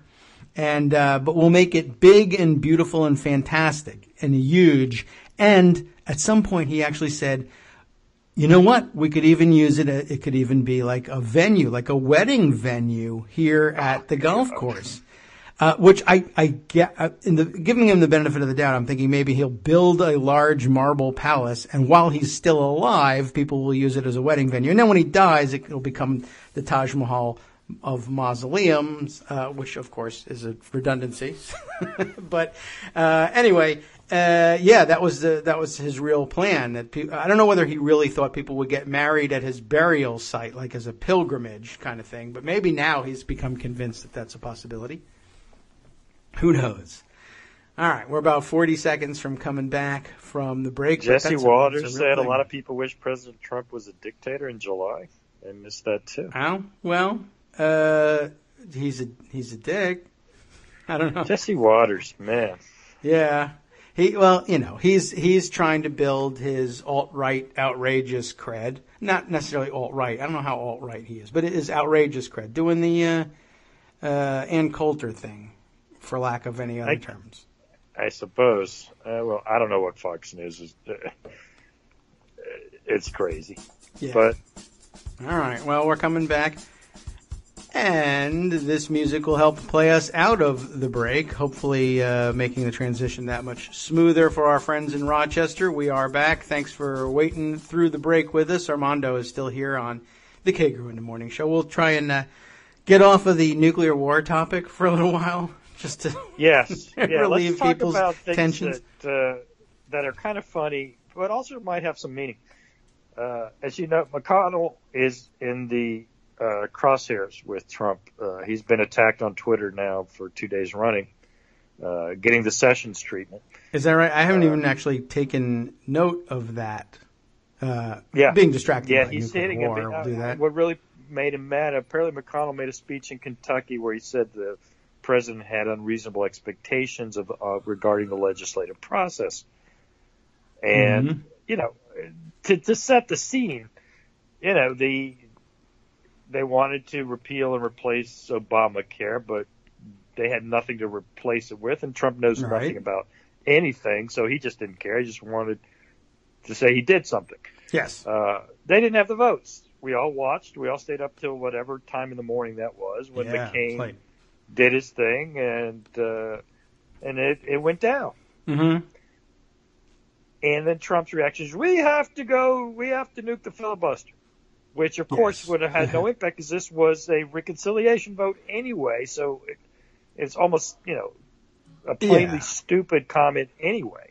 Yeah. So secretly we all know, don't tell any Trump supporters, but that would mean that they could come back under regular order and they wouldn't have to deal with the Byrd rule, and then they could probably patch together a deal that would get 50 votes because they could nuke Planned Parenthood in it and win back the votes that they needed. It's not clear to me that they would have had 50 well, you know votes. what? That's true. That's a good point, too. I mean, it changes the procedure, but like, for instance, would adding nuking Planned Parenthood George win made that argument McCain to me back? on Twitter that, you know, if you didn't have Byrd rule, you would have had a lot more freedom to give things policy-wise. Yes. I just don't think there were 50 votes. Susan Collins did not want to vote to repeal Obamacare, and I don't think Murkowski did either. That's the ultimate McCain problem. was the surprise, and that's not clear to me that McCain really cares about health care policy. Yeah, I don't know. I mean, I guess the ultimate question is if they could have won him his back. His vote was mostly triggered by his dislike of Trump. You have seen Ron Johnson speaking about McCain? Yeah, he said it was his brain tumor. Yeah, I'm not sure how he meant that. Brain tumor. McCain is a very proud, almost vain man. Not almost. He is a vain man. Okay. And certainly proud. I don't think he ever forgot all the horrible things Trump said about him. I should hope not. And I wouldn't either. But he couched it in tradition and regular order, and he made that speech, and you know, McCain the Maverick. But at the heart of it all, I think, was the insults and disrespect that Trump leveled at him over months and months. That was behind that. That's my own theory, to be honest. I'm okay with that. That would be a great answer and easy to understand, and something most people could get behind. Just really totally understandable. And it's the way you're taught that these things are supposed to work, really, by political scientists. All your professors tell you, you can't do these things to sitting senators. They'll find ways to screw you. Well, the media's whole critique of Obama was he didn't go have drinks enough or play golf with enough Republicans. So, I mean, this is consistent with that theory. I mean, that works as a play in the press. Anyway, if the press can become convinced that he didn't do enough in the way of charm offensives, then they certainly must mean that, you can't take a crap on a sitting senator and expect to get away with it. But I mean, now he's doing it to McConnell. So yes, that's what actually interests me now. This is where you're more of a McConnellologist than me. I don't know the personality and what drives him. I know he likes power. Sure. That I think is obvious. But is there anything else that drives McConnell? It's surely not ideology. He doesn't really care about Republican principles, whatever those are. He's got his pet things. I would say, he's been an ideological driver on things like campaign finance. There are places where he feels like he drives policy, and then there's other places where he's playing the role of majority leader. I do whatever works, whatever my conference needs. All right, so setting that stage, I got three disparate threads that I think are going to be coming to fruition here in the next few months when they come back from their recess. Debt ceiling. Yeah. Budget. Yeah. Tax reform. as they call it. All doable by reconciliation or without threat of filibuster, by the way. Right. Well, you got the House to deal with, so we'll put that aside for a second. But let's talk about the Senate. Okay. The Trump administration wants a clean debt ceiling. Yes. I don't know if that's going to get him the Freedom Caucus in the House, and I don't know what that means for Rand Paul and a few other Republican votes, but obviously 48 Democrats will vote for an increase in the debt ceiling. Clean, as long as there's no conditions on it. So yes. It seems to me, if he gets 40 Republican senators, McConnell's fine with the debt ceiling. That's not going to be his problem. Mm-hmm. I think that is more of a House issue. The other issue is the budget, and I'm not as, I wish Jen would have been on yesterday because maybe she could have prompted you to ask her about the state of play on those things. Yeah. Because I don't know. I don't know where the budget is right now, and I don't know. Tax reform is just something people talk about. I'm sure they have their back rooms and they have their proposals and stuff, but whenever you open the tax code, the lobbyists really run in because, it's tangible. If you raise the tax on this or if you lower the tax on that, the companies and the people know exactly what it's going to mean to them for the most part. And flat taxers love to point out that in theory, their idea would eliminate a lot of that.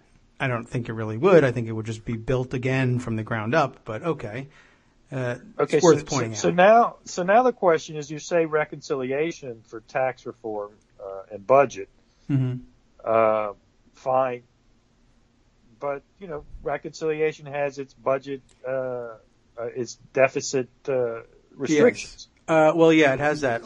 I guess I'll also point out you could do their version of tax reform by reconciliation. This is important. I think I'll grant myself that it's important to point this out.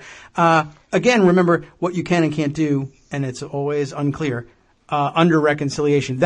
It's reserved for things that have direct budget impacts, and taxes, it's certainly a lot easier to argue that that's the case. But policy making is still out of bounds under reconciliation, which means that tax reform, as you and I understand it, saying these sorts of things will be deductible, these sorts of things will not. This will have an incentive that won't. The tax rates will be about X for these guys and Y for those guys.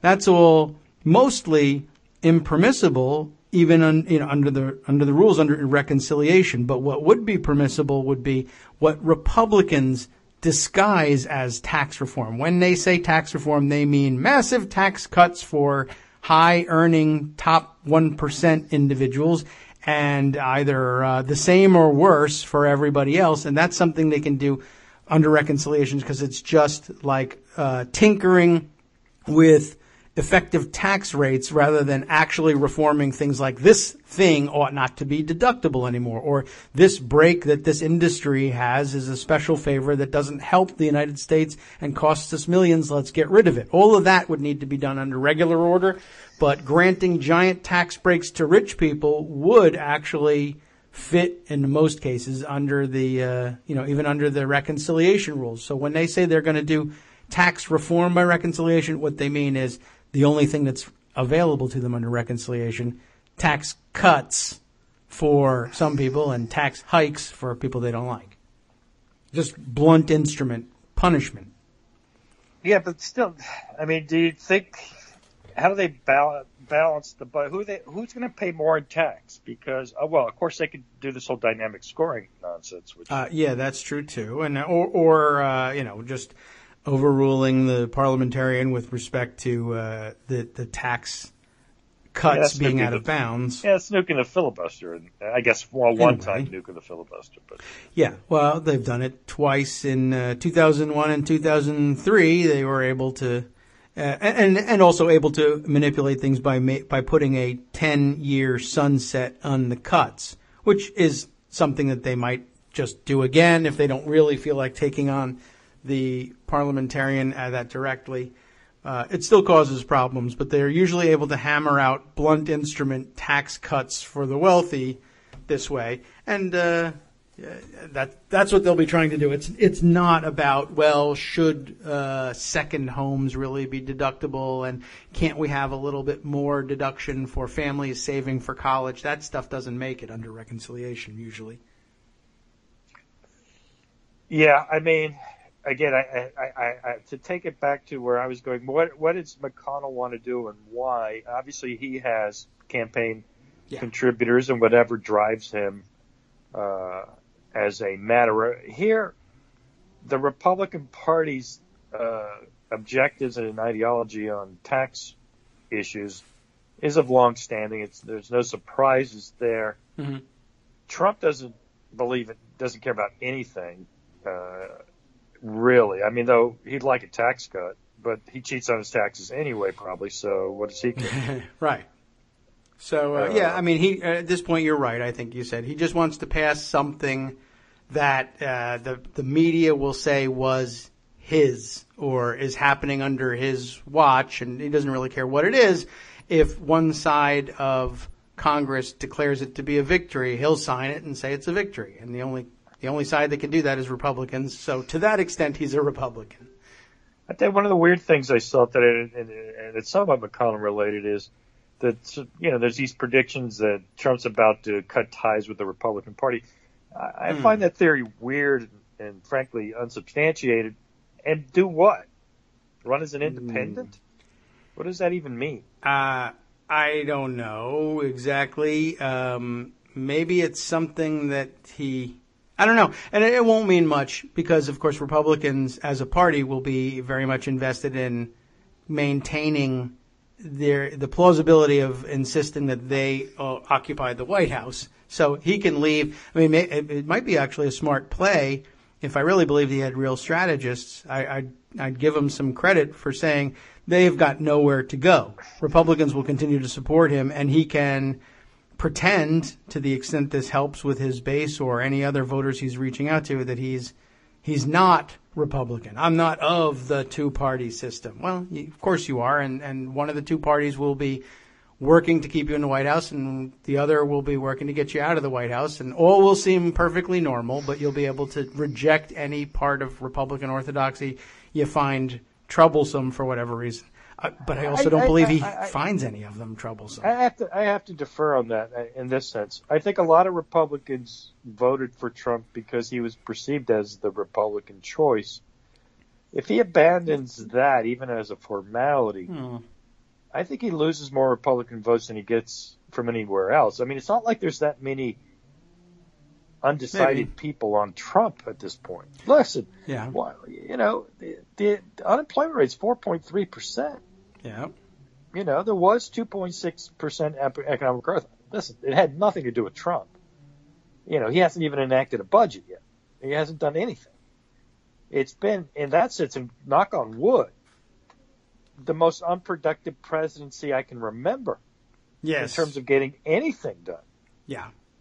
Legislatively, certainly. Legislatively. I mean, maybe he even hasn't changed overall. anything in terms of legislation. Now, he's made ISIS a military force to destroy families, and ICE, I mean, not ISIS. Oh. ICE to destroy families. Yes. And that's had real life consequences. In fact, to my way of thinking, it's the most consequential thing he's done.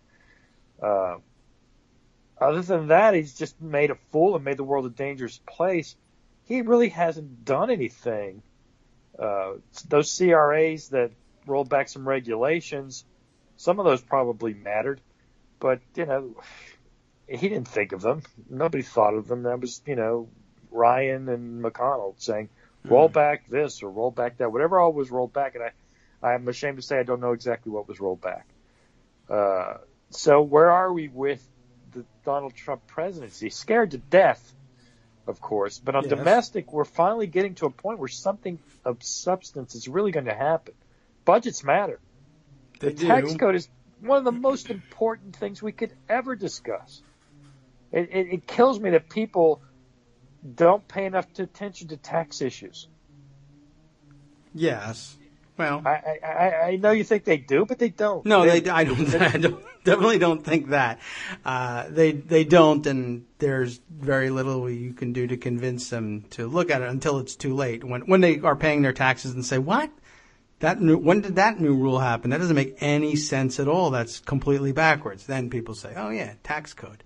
I knew there was something important when they said they were revamping the tax code. I mean, I'm still not convinced that they'll really get around to doing that if they're planning on using reconciliation to do what they think is tax reform. But that doesn't mean that they won't come back to it under regular order and tinker with it all year round as well. And you never. I mean, they need in regular order, unless they can find a way to make it a 50 vote thing. There's just a lot more checks. Yeah. I don't know. I think McConnell becomes quite an interesting player here because I think Ryan could pretty much push things through. I think the hard stuff for him is done in terms of getting Freedom Caucus and getting enough moderates. I don't know what the moderates in the House, the Republican House, and I use moderates euphemistically here. You know what I mean? The Carlos Cabellas of the world. Who want to be perceived as that. Do they have many tough votes? Cutting taxes isn't a tough vote for them. No, and it should be noted that the tax reform is also a dangerous instrument because there are a lot of Democrats who will do dumb or unpredictable things on the tax code too. Exactly. I think this is what I talk about, people not paying enough attention to these machinations. They get mad because, well, to take the story du jour, Kamala Harris didn't prosecute Steve Mnuchin when she was Attorney General. Yes. Yeah, I said, that's focusing on getting the bastards. It's not focusing on solving the problem. Let me tell you, the thing that's going to impact people who were hurt by Mnuchin are what do we do to help homeowners? What are we going to do to help homeowners live their lives? And what will Kamala Harris do about those things is where I would be focused on.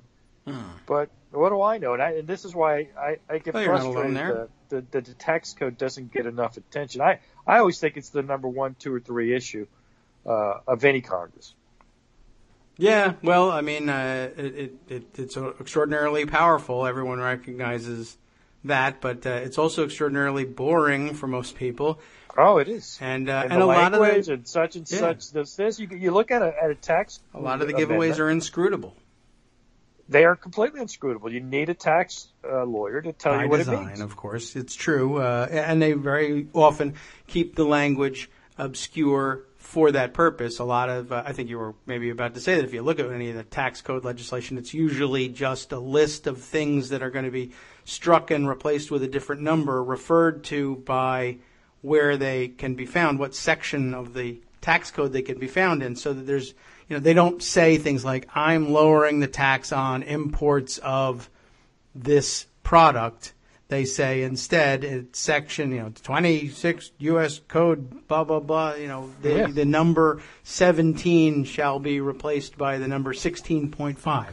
That's a half point drop in the tax rate on, whatever.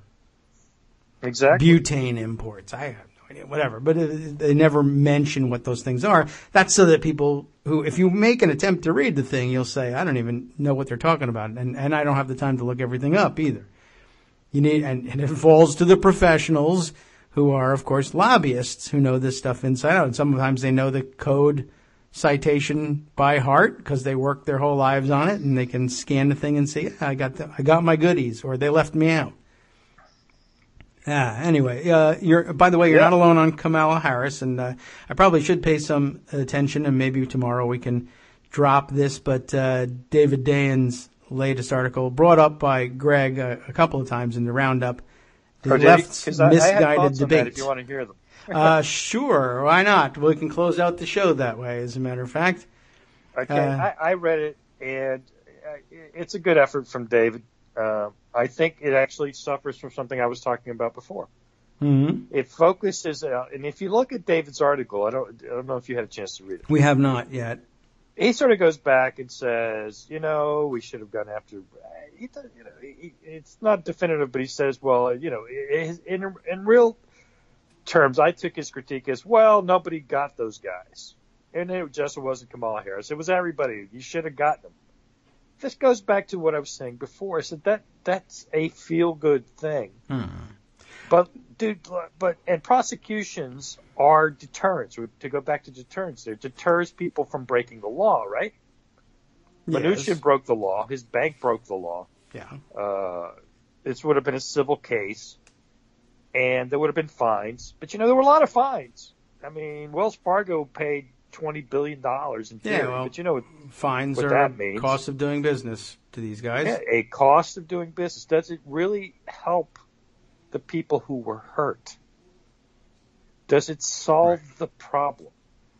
And as I understand it, I mean, I guess I didn't get a chance to read this yet. And David's written a number of articles on this topic and responded to criticisms. Very good articles. He wrote a great book called Chain of Title yes. that everybody should read.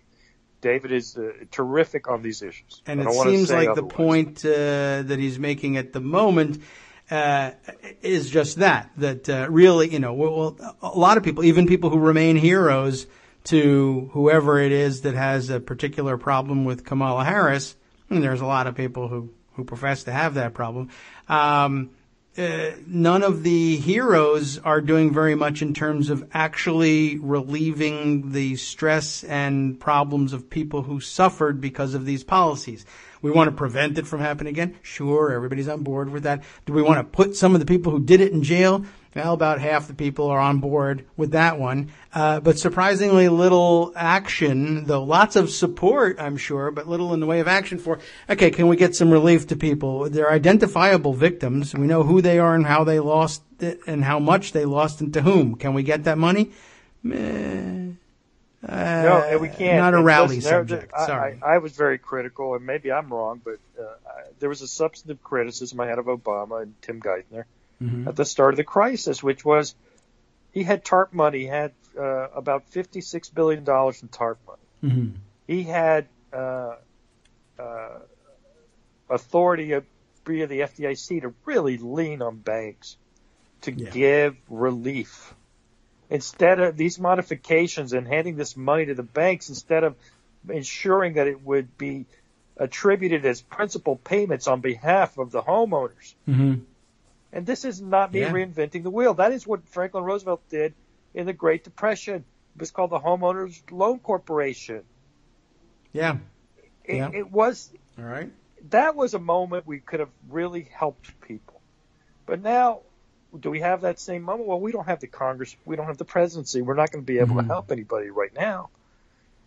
So, but still, what are the policies we're debating?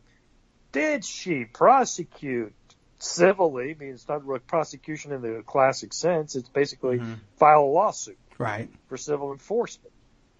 And it was a tough case, and you might have lost it, and, you'll have so many resources, and maybe she should have done it.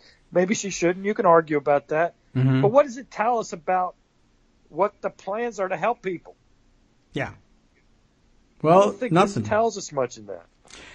It doesn't. And I mean, it's a critique that you could bring down on just about anybody. And David points out, I mean, it's a valid critique as much against Kamala Harris as it is against Elizabeth Warren, who's undoubtedly a hero in all of this. But I mean, where it gets tough is finding relief for individuals, not because we can't identify them or define their losses or find a source for reimbursing them either. It's all there. All the elements are there. It was all there. It's just a matter of there. Yeah. I mean, and I understand that there is an explanation. I don't, without making a value judgment about whether or not it would have been a good thing to do, which it would be easy to make that judgment. But without making it, I assume that the thinking was, oh my God, if we start handing out individual relief, even if it's documented and, forwards and backwards, everybody knows exactly who the people are and how much they lost. It will be, I mean, at that point, Republicans do what?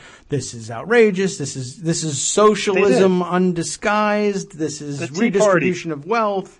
Yeah. Where's the Tea Party was discussions of helping homeowners. Yes, that's true. And we got frightened by it. Yeah, that is pretty amazing, isn't it? The way that developed.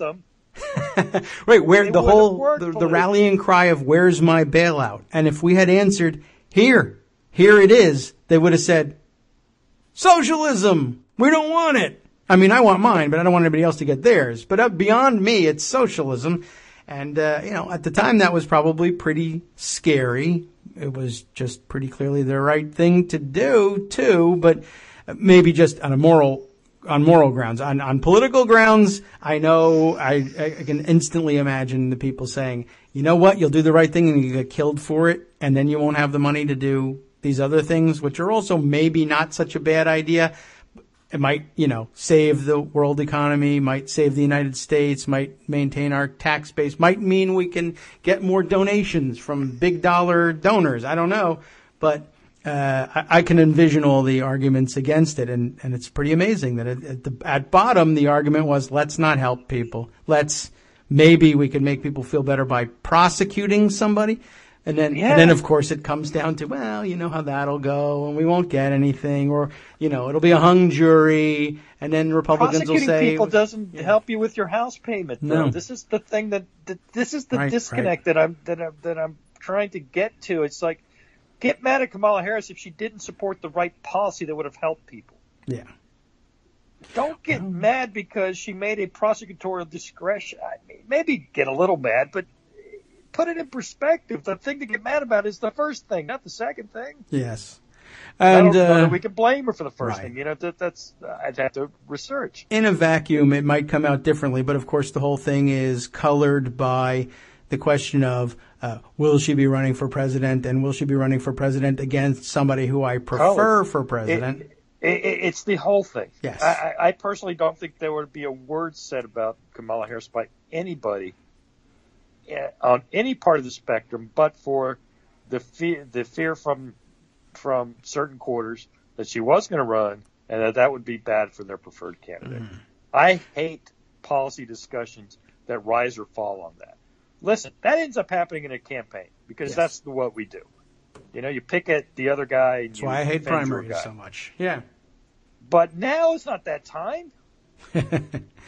Not in light of all we've been talking about with regard to Korea and the possibility that all of our political bickering means nothing as we all are, eviscerated in the fire and fury. We are fiddling while Rome burns. Us. We. All of us. Me too. I do it too. I spend way too much time on Twitter doing it. And maybe I'll try to stop. Difficult not to, as a matter of fact. But time for us to wrap things up. The music all the way up this time. This time it does mean we're leaving.